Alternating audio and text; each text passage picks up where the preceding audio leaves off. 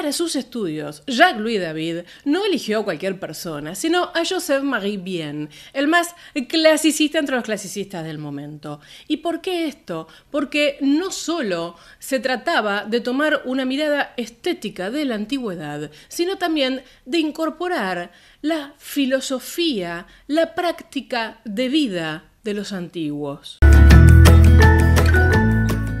Les doy la bienvenida a un nuevo viernes y hoy más que feliz, primero por el tema del que vamos a hablar, que ya les voy a puntear un poco de qué vamos a tratar hoy, y por otro lado porque estoy retomando las grabaciones después de unos días de vacaciones, si bien ustedes tuvieron video igual todas las semanas porque había hecho la tarea con anticipación. Y si el tema de hoy me parece súper interesante es porque excede en algún punto de hablar de una sola obra de Jacques-Louis David, que es el Juramento de los Horarios, una gran máquina, ni más ni menos, sino porque también me permite profundizar algo que habíamos esbozado ya cuando hablamos del Belisario, ¿no? De David, que les voy a dejar el link por aquí. Ahí insinuamos algunas cosas que tienen que ver con qué implica el neoclasicismo. Pero hoy vamos a usar un poco como excusa el Juramento de los Horarios y la figura de David para ahondar en la transición del rococó al neoclasicismo, para retomar algunos aspectos que hacen al neoclasicismo como estilo. Y también para reflexionar, porque esto solo no alcanza y muchas veces hay serias confusiones entre qué era lo que planteaba David, qué era lo que planteaba el neoclasicismo, por qué el neoclasicismo no es romanticismo y algunas otras cositas que creo que van a ser bastante jugosas. Así que si bien debería decirlo todos los viernes, hoy más que nunca los invito a que me acompañen hasta el final. El Juramento de los Horarios es una obra de Jacques-Louis David, quizás su obra más famosa, pintada en el año 1784, presentada en el Salón de París en 1785, obra que lo catapulta a David como el artista del momento, por su técnica, por su composición y porque realmente estaba comenzando a dar los pasos necesarios para instalar una idea de lo que el público esperaba en general. Ahora, este rotundo éxito de un cuadrazo, que le vamos a dedicar por supuesto un poco de análisis técnico, ¿a qué se debe? Bueno, dos palabritas antes de meternos al cuadro en sí. Este es un cuadro que se presenta previo a la Revolución Francesa de 1789, en donde toda la estructura social y sus instituciones se ve alterada. Es un cambio radical. Lo cual, por supuesto, implicará también un cambio en las artes, ya se imaginan. Y si bien estamos hablando de un cambio radical con la Revolución Francesa, es cierto que las capas intelectuales y el mundo artístico, previamente, y un poco, ¿no? Ya percibían que había que hacer algún cambio. Determinados grupos de artistas ya estaban listos prácticamente para tomar por asalto la academia y las instituciones artísticas y tratar de cambiar las normas y las reglas. Con esto quiero decir, ¿querían romper todo? No. Querían hacer modificaciones. A ver, lo que se buscaba de alguna manera es no ser absolutamente dependiente del Estado o de la Iglesia como comitente, porque esto, con reglamentos tan estrictos, por ejemplo, en cuanto al Estado y a lo que la academia proveía, formaba y pretendía, era absolutamente restrictivo para, la cierta libertad creadora. Esto se tiene que entender como que el artista siente que tiene una nueva vocación. Esta nueva vocación hace que los artistas se pongan un poquito más rebeldes, por supuesto no todos, ¿no? Estoy hablando de aquellos que estaban a la vanguardia, por decirlo de alguna manera, que busquen cierta independencia de los premios típicos que daba el Estado, que buscaran ampliar sus comitentes, su público, sus encargos, atentos a la nueva burguesía, que estaba ascendiendo y que incluso se mandaran, ¿no? Como sus sendos discursos ante el público que acudía a los salones, al Salón Carré, ¿no? Del Museo del Louvre. Esto hizo también que el público mismo se empezara a tomar un papel un poco más activo y se diera cuenta que a través de su crítica, de su mirada, podía además influir sobre lo que se presentara. Sabiendo que si decía que, por ejemplo, un cuadro era magnífico y lo repetía todo el mundo, determinara el éxito o el fracaso de una obra o de un artista. Ahora, el artista dice, no quiero depender de la Iglesia en cuanto a encargos, quiero tener más libertad respecto de los encargos del Estado, de este Estado monárquico. Pero, en la medida en que necesito definir mi propio rol, ¿cuál sería mi guía? Bueno, yo como artista me debo a un público, es algo absolutamente novedoso. Y por tanto, me tengo que comprometer con ciertos valores que sean acordes a este público, a este pueblo. ¿Qué es lo que quiero fomentar? Pues bien, dijimos en la apertura que David se forma al calor de las ideas que no solo miraban la antigüedad como una cuestión estética, una obra a copiar, sino también que había un cierto idilio, por decirlo de alguna manera, una cierta fantasía de los criterios, sobre todo romanos más que griegos, en cuanto a la organización de la sociedad y la libertad que tenían los artistas en la antigüedad. Entonces, lo que el nuevo artista a fines del siglo XVIII trata de proponer es una suerte de valores éticos, morales, que se correspondan con un bien común. Y ese bien común está en el Estado, así como ellos creían que era en la antigua Roma. Esto podía estar encabezado en la figura de un monarca, sí o no, depende de su flexibilidad. Y esto es un dato muy importante, porque me parece que muchas veces se entiende mal este momento. En la medida en que un monarca o cualquier otro gobernante realmente hiciera todo lo necesario por la nación, por la patria, era bienvenido. ¿Por qué? Porque para estas capas intelectuales ya no estaba el monarca por encima de todo, sino que la patria estaba por encima de todo. El artista sentía que tenía que estar a la vanguardia y que tenía que constituir un ejemplo individual de estos valores, de esta forma de vida. Y una de las cosas que, por ejemplo, entendió es, ok, no quiero ya tanto encargo de la monarquía, quiero despegarme un poco de la aristocracia, quiero empezar a fomentar otras cosas. Por otro lado, estaba claro, yo creo que esto lo dije cuando hablamos del Belisario, que el modelo estaba en la antigüedad grecorromana.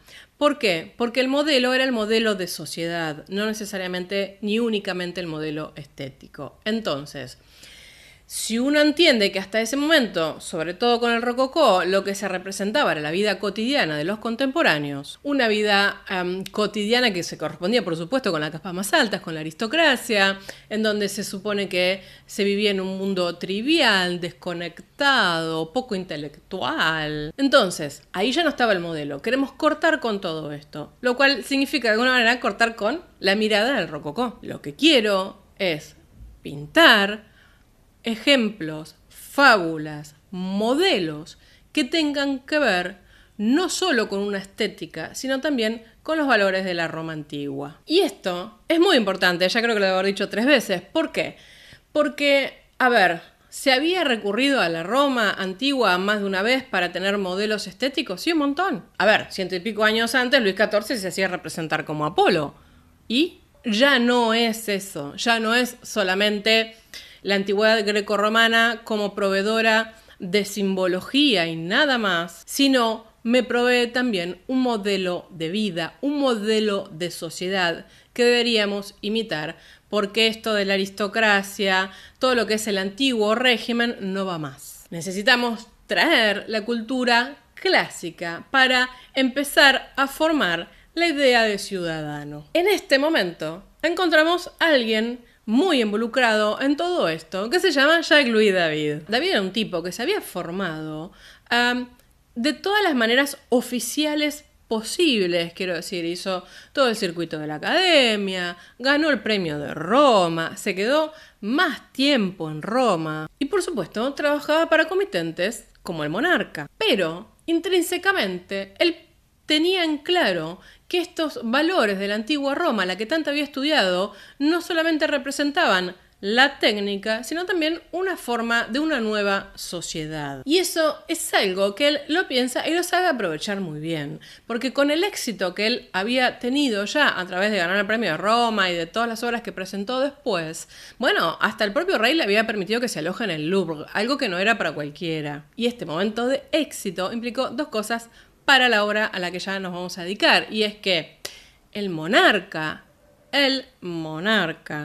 le encarga a Jacques-Louis David el juramento de los Horacios. A su vez, Jacques-Louis David se pone su propio taller, de alguna manera su propia mini academia, y forma a sus alumnos con la mentalidad de lo que él creía. Al punto tal de que Drouas, que era su alumno más aventajado y con quien David tendrá una relación muy cercana, gana el premio de Roma y se van los dos a Roma, además de llevar o becar de alguna manera a otros alumnos de su taller. Esto es algo que siempre se los prometo, algún día hablar un poco del taller de David y de lo democrático que era y lo interesante que era como profesor, como maestro. ¿Qué es lo que dijeron ellos? Aprovechemos el premio de Roma para beneficiar a unos cuantos y tener más independencia respecto de los encargos estatales. ¿Por qué cuento todo esto? Porque el proceso del juramento de los Horacios como obra fue largo y Drouas, como discípulo de David, cuando estaban juntos en Roma, aportará mucho a su maestro para poder terminar la pieza y presentarla. David meditó mucho el tema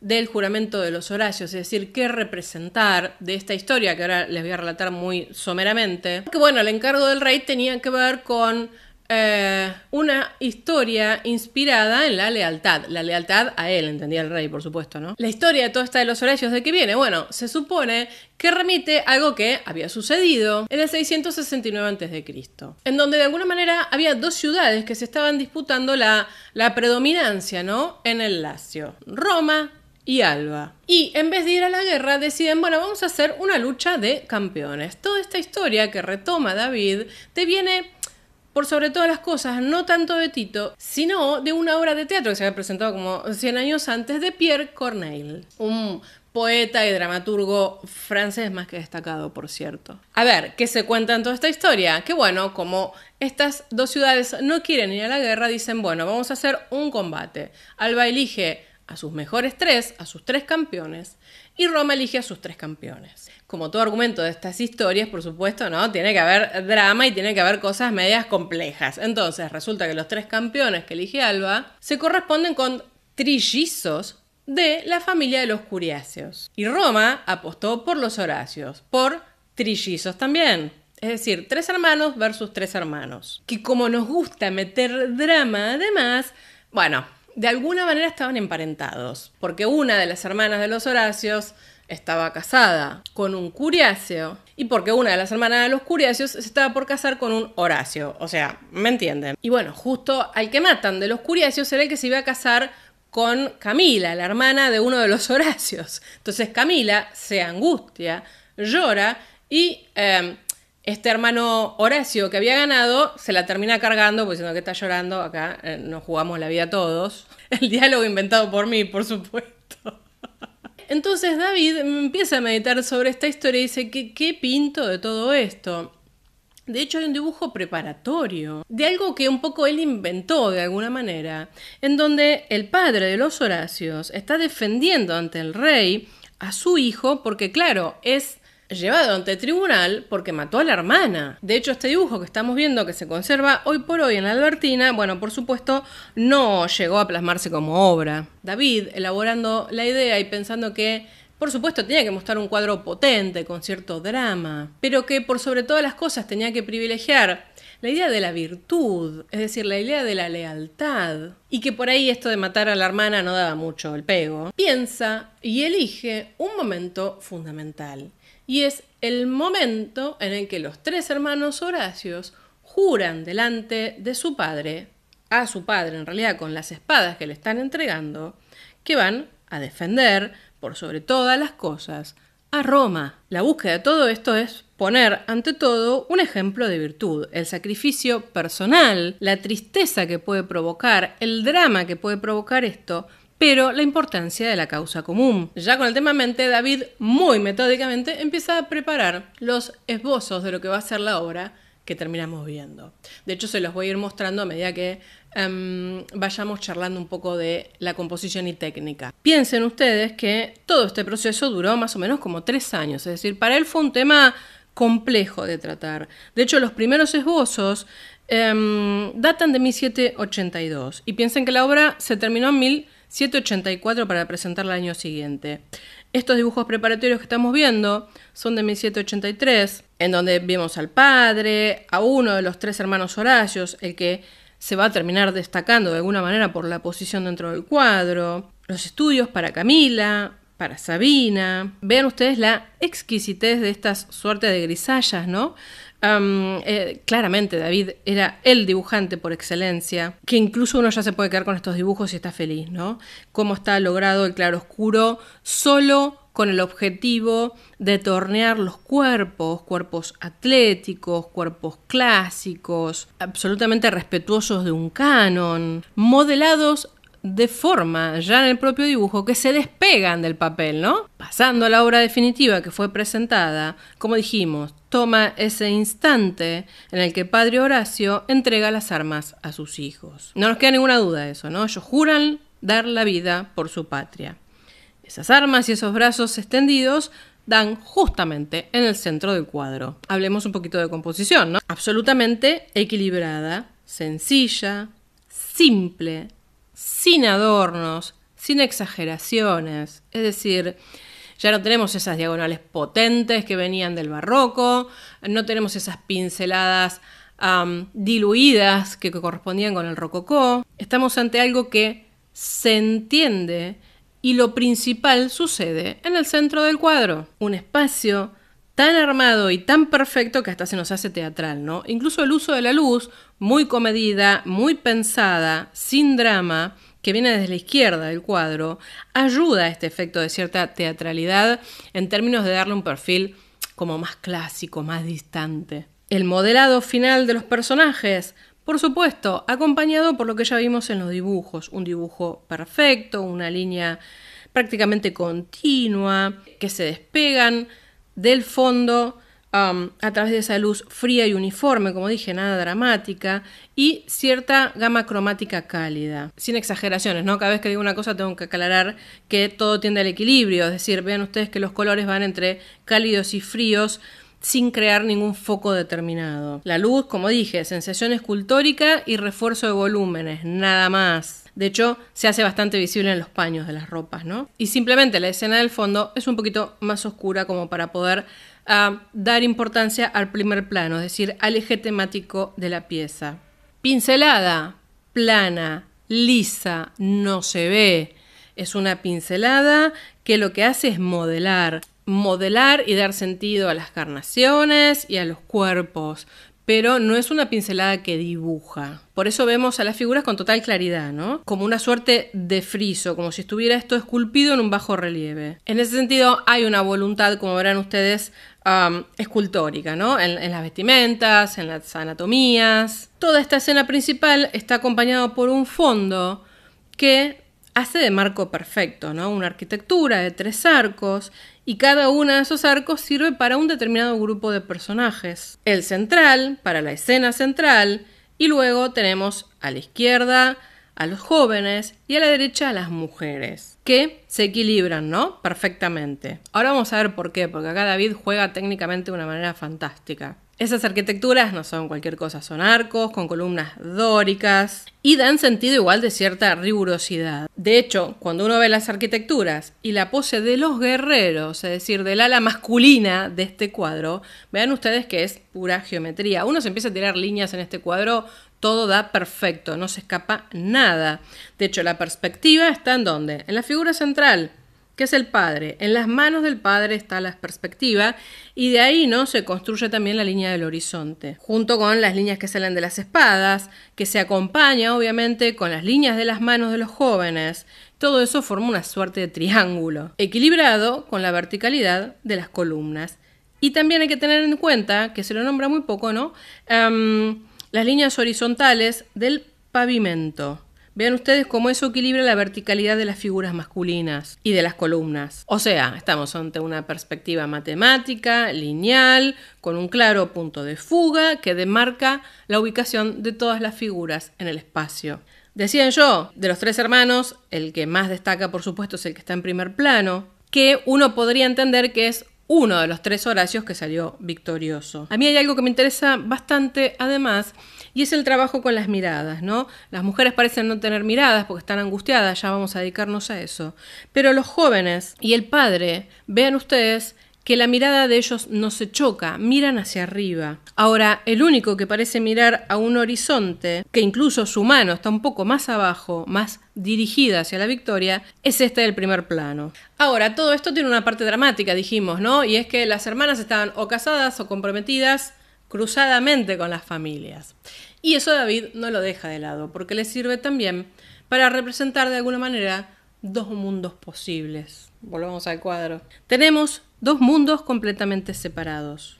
Por eso al lado derecho, llorando, angustiadas, están las mujeres. Si bien hay lazos familiares, si bien sabemos que va a haber una muerte de por medio, lo que importa es el deber, lo que está del otro lado, del lado izquierdo. Es muy interesante porque estos mundos separados, divididos, de alguna manera generan cierto contraste que se equilibra, ¿no? Tenemos las figuras masculinas con mucha energía, muy geométricas, y tenemos por otro lado una serie de figuras femeninas que se ven como muy pasivas, con una posición que también forma una pirámide, vean las cabezas, pero las líneas ondulantes. Los hombres heroicos y rígidos, las mujeres sensibles y ondulantes. Los hombres gloriosos, actitud activa y decidida.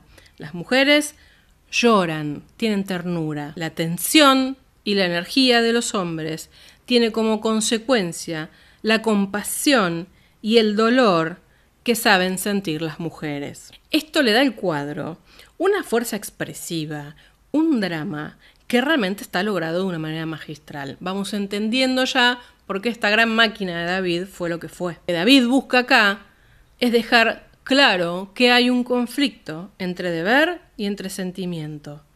Y también una clara diferenciación y mirada de lo que es un hombre y su rol, de la mujer y su rol. David ya no era ningún niñito cuando presentó este cuadro y marca de alguna manera la madurez de su producción. Ahora, vamos a pensar qué pasó con la exposición de este cuadro. Dije que es una gran máquina, gran machine, se le llama a los grandes cuadros de historia que se presentaban en ese momento, porque vamos a tener la oportunidad de compararlo con otro, con su competidor, porque acá nos gusta contar todo. Bueno, decía yo, exposición, ¿qué es lo que pasó? Este cuadro tiene un tamaño enorme, 330 por 425. Cuando David pinta este cuadro en Roma y vuelve a París para presentarlo, antes de que fuera exhibido en el salón, ya todo el mundo quería verlo.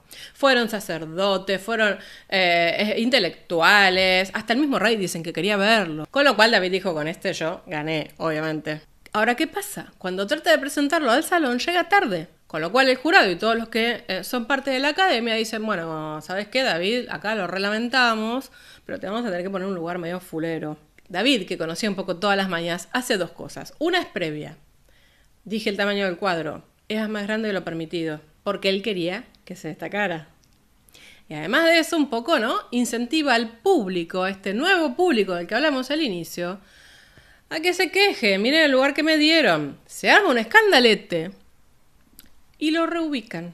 Con lo cual, como vemos por ejemplo en este grabado, encontramos al juramento de los Horacios, más grande de lo que correspondía, en un lugar central y bien arriba, porque él sabía que los cuadros más grandes se ubicaban arriba en la pared, con lo cual tenía que destacarse. Se veía una obra que realmente tenía una complejidad narrativa presentada de una manera equilibrada y sencilla, algo que claramente iba a destacar. Un cóctel para David perfecto entre la fuerza expresiva de la historia y la austeridad de los medios, que de alguna manera hacía gala de la cultura romana. Y acá les voy a citar algo que dice Crow. Las abruptas transiciones y la agudeza dialéctica del nuevo cuadro, su voz austera y declamatoria, contrastaron llamativamente con la retórica pictórica rebuscadamente embellecida de sus colegas académicos. Y este es el momento en el que tenemos que ver qué era lo que había presentado Peyron, que era su principal competidor.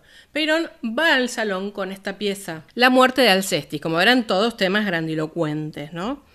Pero, claro, presentado con un drama importante, una luz muy llamativa, muchos personajes, pero en un ambiente que parece ser un tanto más confuso. Si bien, como verán, es algo súper académico, ¿no? Delimitado por el dibujo, equilibrado en el fondo, pero bueno, hay mucha tela, mucho color. Y David venía con la vanguardia, ¿no? O sea, a ver, Peirón había ganado el premio de Roma en 1773, ¿eh? Y estuvo 7 años en Roma, es decir, no era un improvisado ni mucho menos. Incluso, por supuesto, había disfrutado del mecenazgo de Luis XVI. Les cuento un poco de qué va la historia del drama de Alcestis como para que se entienda la historia.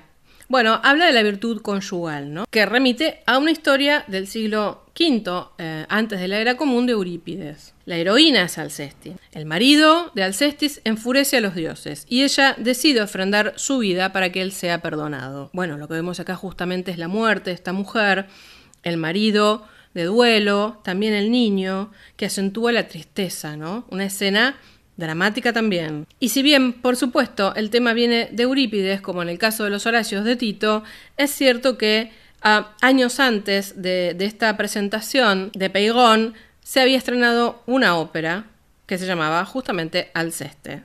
De alguna manera lo que se recuperaba acá era la actitud hacia los antiguos modelos de virtud femenina. Ahora, para que no se nos haga muy larga esta entrada y podamos pensar algunas cosas. ¿Por qué se dice que el juramento de los Horacios es, de alguna manera, el puntapié, es el inicio del neoclasicismo? No fue necesariamente la primera obra que rompió con el estilo rococó.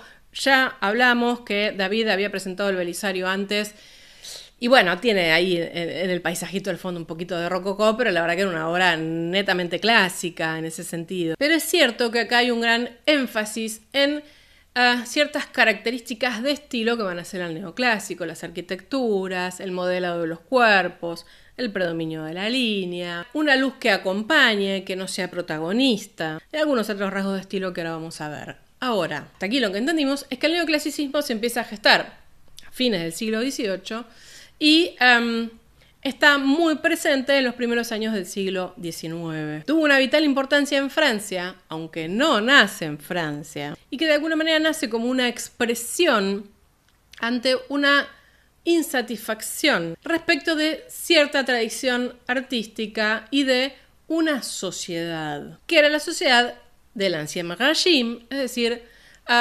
cuyo estilo predominante era el rococó. Lo que vemos que se experimenta aquí, quizás condensado en una obra, va mucho más allá. Es decir, tenemos que pensar esto en términos sociales, como dije. Hay un agotamiento, hay una ruptura con la sociedad cortesana, que había sido la que había destacado, la que había tenido el comando de los ejes, si se quiere, del arte, desde el Renacimiento en adelante. Ahora es cierto que el cierto ataque o la cierta ruptura con el barroco rococó viene de dos fuentes distintas. Una del antirrococó. Acá vimos la obra de Hogarth. Es decir, los británicos estuvieron también a la avanzada con esto. Y otra posterior es la del neoclasicismo. Esta idea del antirrococó o del rococó clásico se da primero, ya diría desde 1750. También podemos ver algo de eso en Goya. Y de alguna manera empieza a mostrar la inquietud del mundo intelectual, del mundo, artístico, social, respecto de la sociedad en la que se vive. Esta ironía, ¿no? Estos trabajos tan irónicos que hace Hogarth, por ejemplo, en donde empiezan a hacer, no sé, retratos de mascotas, ¿no? Empieza a haber una burla de todo lo que sucede.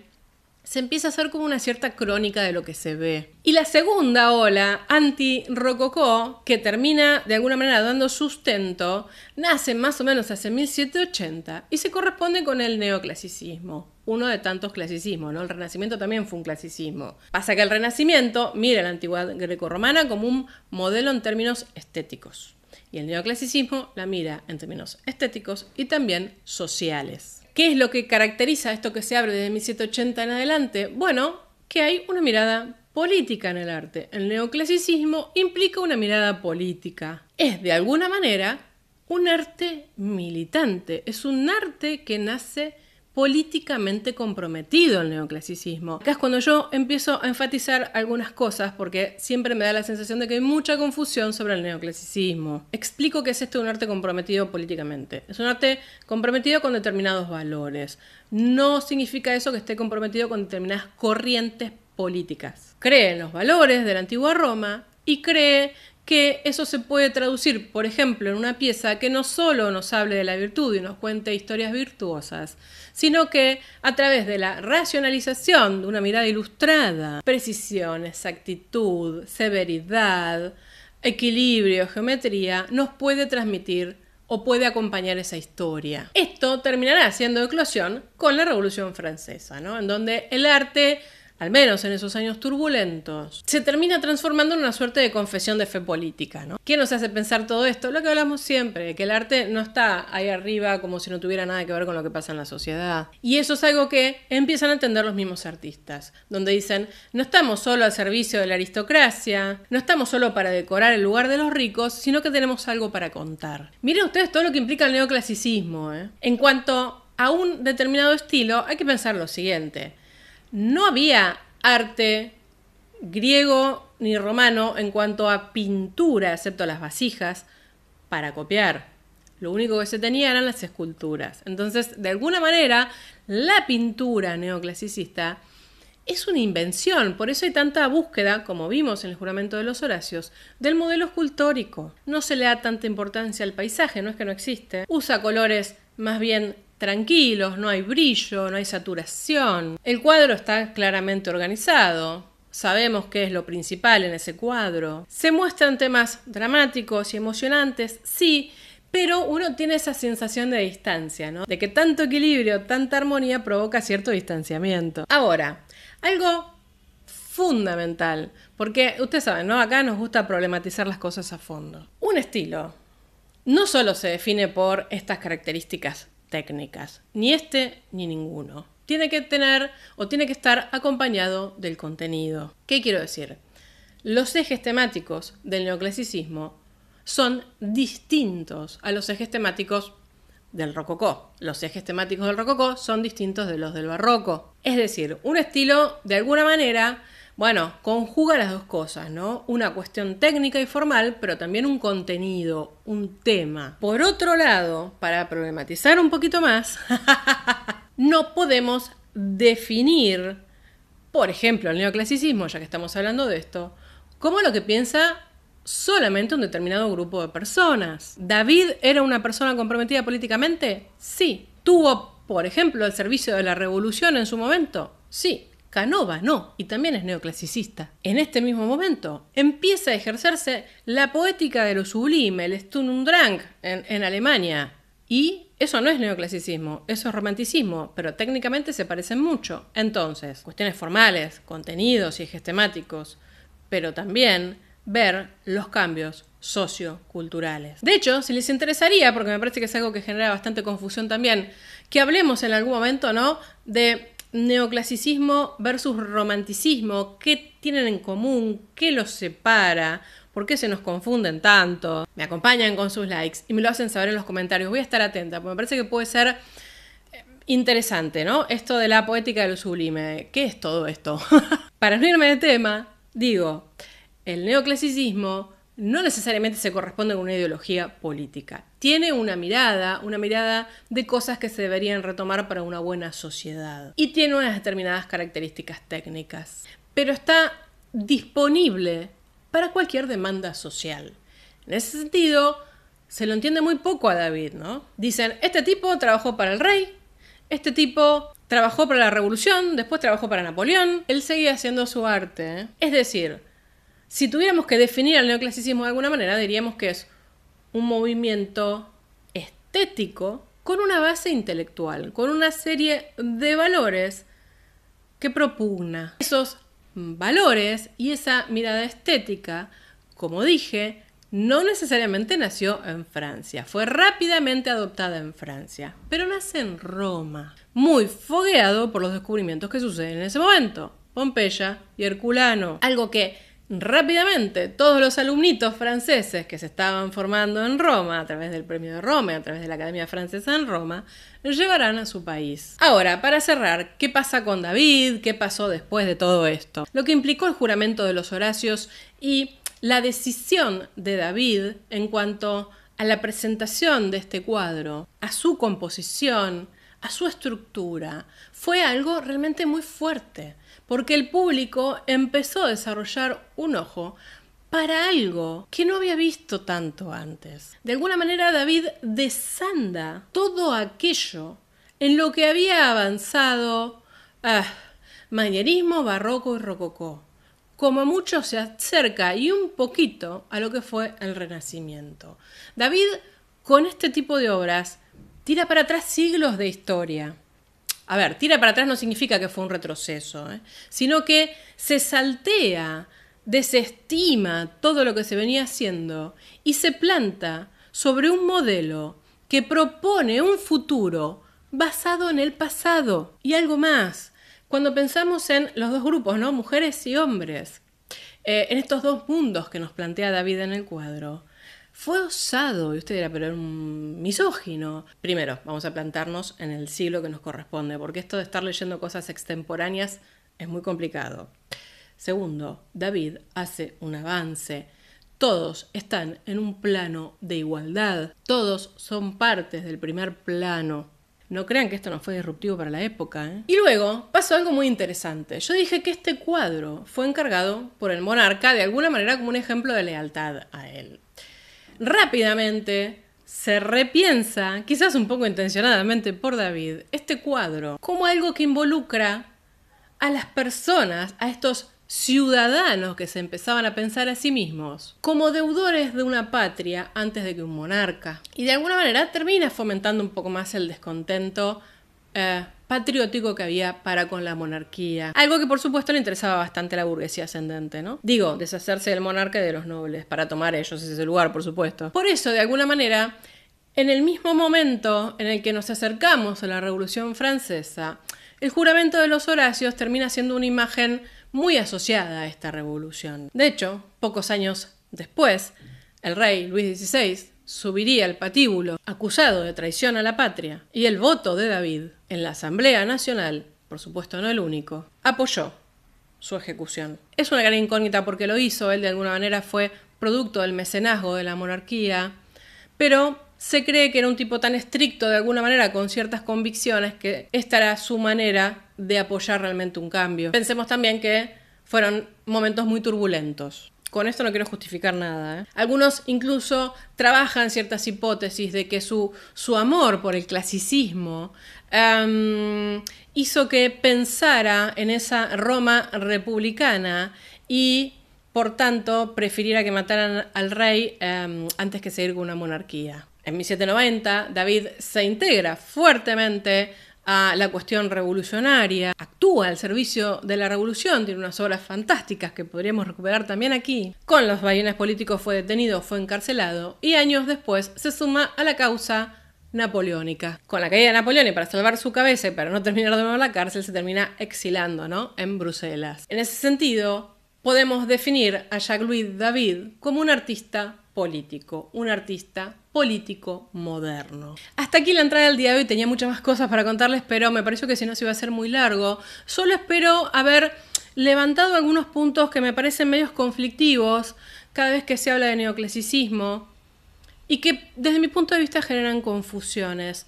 Entonces, ya saben, si les gustó este contenido, me acompañan con un like, no olviden de suscribirse al canal. Desde ya me ayudan muchísimo difundiéndolo, compartiendo estos videos con quien ustedes consideren que puede llegar a ser de interés. Les dejo la página web acá y todos los datos de mis redes sociales también en la descripción. Porque ya tenemos que ir definiendo una nueva fecha para una charlita de café con arte, así que espero que próximamente reciba la invitación. Nos vemos entonces el próximo viernes. ¡Adiós!